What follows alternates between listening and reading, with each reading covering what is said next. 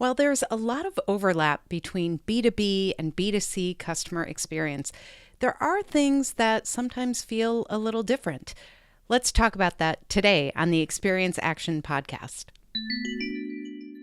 Hey Jeannie, this question was recently submitted to us. In B2B relationships, our clients often stay with us for years, sometimes decades.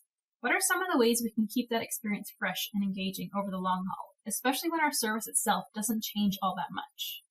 You know, this is such a fantastic question because long-term B2B relationships, and dare I say, any long-term relationship you have, whether that's a friendship or a family member or a partner, we have to think about keeping that fresh, keeping that interesting, keeping it something that feels valuable to the person that we're in that relationship with.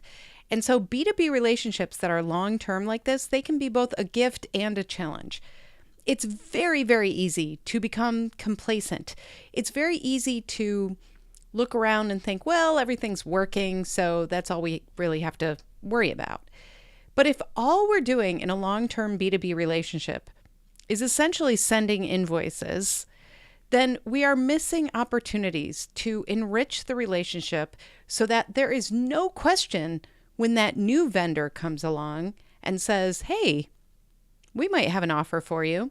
They won't even look at it because they're so happy with the relationship they have with you. So let's talk about when things feel routine, when maybe the services don't change, when you have that long-term relationship, things are just humming along. What can you do in the B2B space to make that relationship feel fresh and interesting, and most importantly, valuable to the people that we serve? One thought here is that we want to keep checking in on them. Now, what they need at the time might not change, but their goals will. Everybody is always evolving, so check in with them on their evolving goals. We want to do this by not just reporting on performance, not just saying how well we're doing, but checking in a very proactive way, setting up something like a partnership review, or simply taking somebody out to lunch and saying, what do you see for the future here? Look for ways that you can over-index on those positive things that you already do. If they are showing anxiety or fear about the future, is there anything you can do in that partnership to reassure them that your partnership, your service is solid and will continue to serve them and meet those goals? But make it about them, not you. The other thing we want to do is bring valuable information. How can they do their jobs better? Usually intelligence is a big part of this. What insights do we have into the industry that might be valuable to share? Is there thought leadership we could build? Are there white papers or videos or things like that?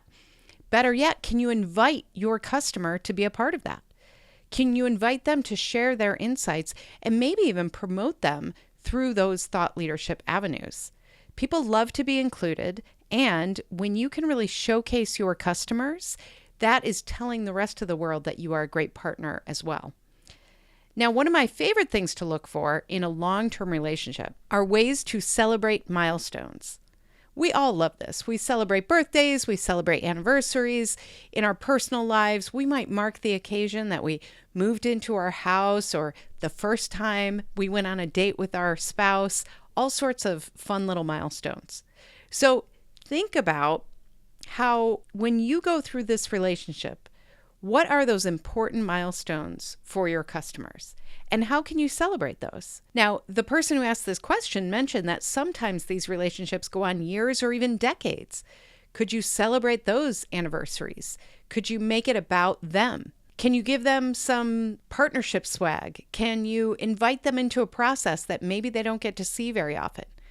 One of the things I saw that was really interesting was essentially a data company.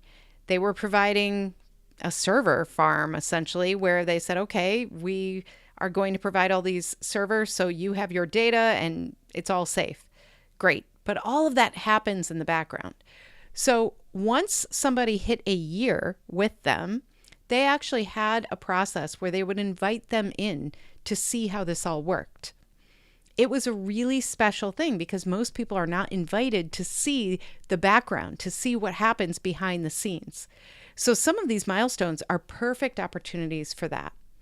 Another example of this is in the restaurant space. Sometimes the farmers will invite the chefs, say, you know what, you've been receiving our produce for a long time. I'd like to invite you to the farm for a day to explore and see what we have and see if there are things that we could provide for you in the next year. It really becomes a collaboration when you invite people to things behind the scenes and celebrate those milestones in a big way. It's also important to keep your finger on the pulse of what is important to them. And if there is news about them, follow that news so you can proactively acknowledge those milestones as well. And of course, you know me, I love micro moments. I love looking for moments that are often neglected or overlooked in the customer journey and just turning up the volume a little bit on them. If we can do that, that really over-indexes on those positive moments, because then when things do go wrong or there's a little complacency, we have enough in that emotional bank. We have invested in this relationship. So micro surprises, micro moments of delight can really go a long way, especially when they are surprises. Something like a handwritten note can go a long way, as well as just a spontaneous way to say thank you.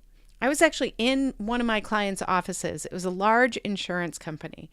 When out of nowhere, they got a big package. The secretary brought it in, put it on the desk, and he said, I have no idea what this is. Do you mind if I open it? And it was from their advertising agency, who they had a long, long relationship with. It was so long that the original contract was signed by the original owner of the agency, which you all know the name, in their corporate museum. That's what we're talking about. And their account director had sent this big box of things that they knew were important to this client. Now, this individual was really into classic cars. He had pictures all over his office. It was a big deal. So the advertising agency sent a box that had some swag, some things like a coffee cup and things like that, but then a lot of things that were really about the classic car world, things that he could use for that hobby, that passion that he had. And the note just said, we just want you to know that we appreciate your partnership and will continue to do so. Out of nowhere. And I remember watching him open this box and he was thinking, wow, this is really something, because they had this long-term relationship. Everybody kind of accepted that that was the partnership that would continue, and it wasn't really at risk. Nothing was wrong, but it meant so much to him personally because he understood that he was making decisions on their behalf, and they were really partnering with him to make sure that it was a good relationship. He felt valued and appreciated. Those things go a long way. And then the last thing I want to leave you here with is, if you find that you are complacent, or if you find that you are really excited about new customers, I want to ask, how can you get curious about the customers you have?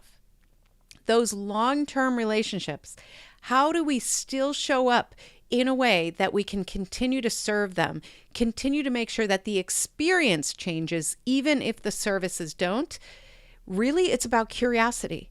We want to be as curious as possible about these relationships. What really gets them energized? What are the fears and anxieties that they have? How can we provide them with the right tools, resources, intelligence, thought leadership, so that they can succeed even more in their jobs? This is where the magic happens. So make sure that if you are finding yourself only focused on those new customers in your B2B space, take some time, look at all the customers you have and think, what do I know about them and what should I know about them? And then reach out and ask. Make sure that you are building these relationships day after day, month after month, year after year, decade after decade, because that's what it takes.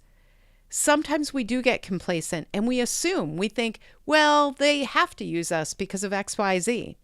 Those reasons are changing. We are seeing this all the time. We are not locked into the accounts like we used to be. Vendors change. People raise their hand and say, this isn't enough. And every day, including today and including in your industry, there is somebody right now who is trying to disrupt. and they are trying to disrupt your industry through improvements in experience. So if you have not examined your customer journey lately, now is a great time to do it. This is when we use something called a Disruptor Day, where we literally get together and we think about what would we do if we were disrupting our own industry today? How would we improve the experience? This can be a great exercise if you're in one of those industries that's been around for a while, everybody does it the same way, you feel kind of like, well, it's fine. This is a great exercise for you to do. If you need help, we are here for you. We have resources at experienceinvestigators.com. But right now, I just want you to think about who are those clients that maybe we're taking for granted? What can we do to help them feel valued, appreciated, understood, and seen?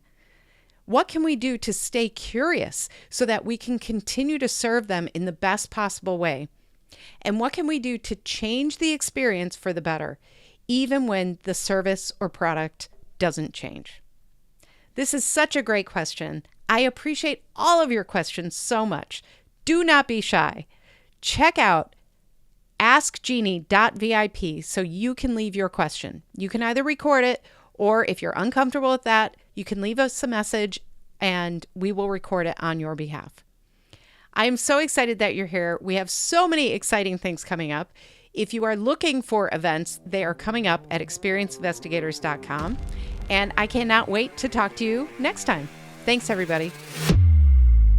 To learn more about our strategic approach to experience, check out free resources at experienceinvestigators.com, where you can sign up for our newsletter, our Year of CX program, and more. And please follow me, Jeannie Walters, on LinkedIn.